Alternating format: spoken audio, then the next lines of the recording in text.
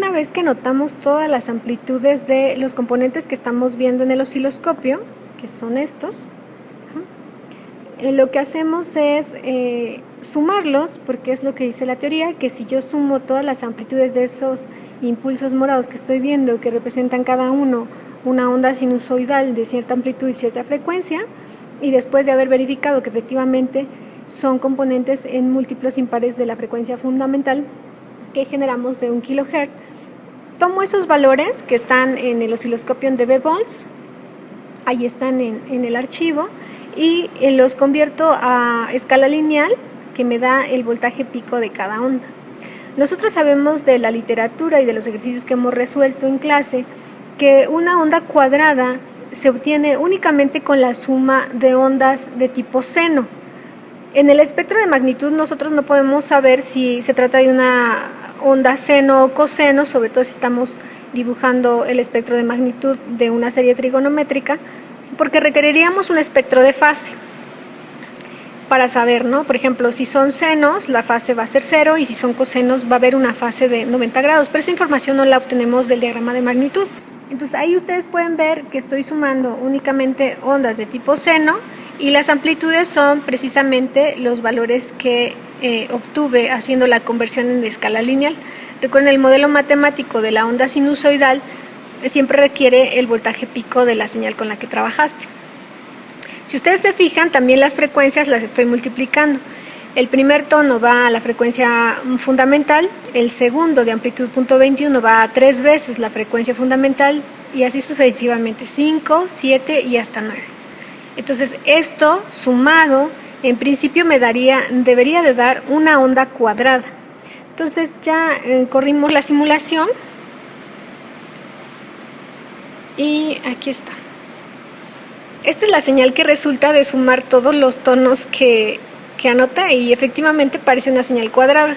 No se parece exactamente a la que estamos viendo en el osciloscopio, y eso es porque únicamente estoy sumando algunos componentes. Si sumara más, esto se parecería más a una onda cuadrada. De hecho, Fourier dice que hay que sumar infinidad de componentes.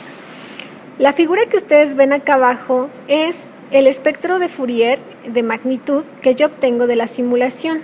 Aquí quiero mostrar algo muy importante. Esta señal es una señal periódica, y el espectro que está abajo es una señal discreta. Entonces, una señal periódica genera un espectro de Fourier discreto. A diferencia de lo que vemos en el osciloscopio, si observan, los 0 Hz está al centro. Esta figura está a escala, entonces 1 representa 1 kHz, 3 kHz y así sucesivamente.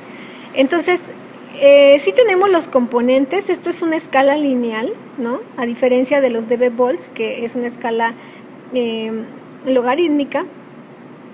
Entonces, por eso se ve más diferencia entre las amplitudes de los componentes a como la vemos en el osciloscopio. Y por otro lado, nosotros no vemos los componentes que están del lado izquierdo. O sea, todo lo que está al lado izquierdo del 0 no lo vemos físicamente, pero en el modelo matemático nos indica que ahí está.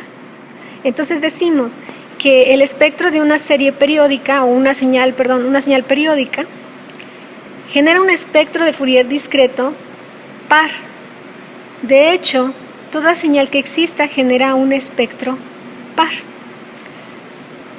Voy a regresar al osciloscopio para que puedan ver el espectro. Aquí está. Y nosotros, por ejemplo, si yo muevo un poco el espectro para tratar de ver, ¿no?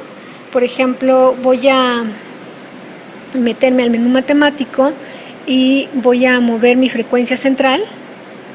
Si ustedes se fijan, al inicio antes de 0 Hz, que es el inicio de la señal morada, no hay nada, ¿no? Nosotros no podemos ver ese espectro negativo, pero existe en el modelo matemático, y de hecho existe, que lo veremos más adelante cuando empecemos a ver la modulación. Este espectro par, pues si se supone que una onda cuadrada se compone de muchas ondas sinusoidales, si ustedes también calculan mediante la simulación la transformada de Fourier de una onda sinusoidal, esta onda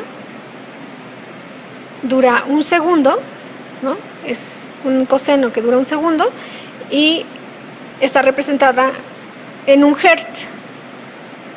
Pero si ustedes se fijan en esta representación de simulación, también tenemos un tono en -1 hertz. Entonces todas las ondas sinusoidales se representan por un tono en una frecuencia positiva y un tono en una frecuencia negativa que no vemos, pero ahí está.